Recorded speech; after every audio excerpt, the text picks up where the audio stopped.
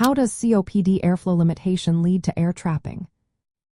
Imagine trying to blow up a balloon that keeps shrinking back on itself. That's kind of what happens in your lungs when you have chronic obstructive pulmonary disease. It's a condition that makes breathing harder over time. To understand how airflow limitation causes air trapping, let's first look at what happens inside the lungs. COPD mainly involves two issues: emphysema and chronic bronchitis. Emphysema damages the tiny air sacs called alveoli, which are responsible for exchanging oxygen and carbon dioxide. When these sacs are destroyed, fewer are left, and they become larger, making it harder for the lungs to push air out. Chronic bronchitis causes inflammation in the bronchial tubes, which are the pathways for air. This inflammation makes the tubes swell and produce extra mucus, blocking the airflow. Now, airflow limitation happens because of these changes.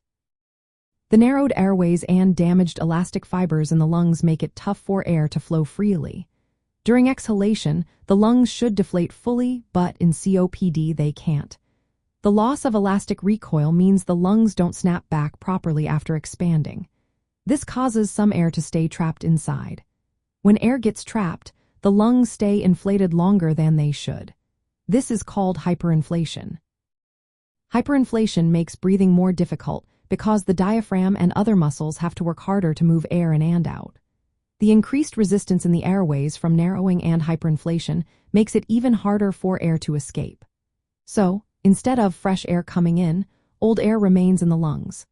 This buildup of trapped air leads to symptoms like shortness of breath, wheezing, and fatigue. It's like trying to breathe through a straw that keeps getting pinched shut. The more air that gets trapped, the more the lungs stay inflated, and the harder it becomes to breathe normally. Managing airflow limitation is key to reducing air trapping and making breathing easier for people with COPD.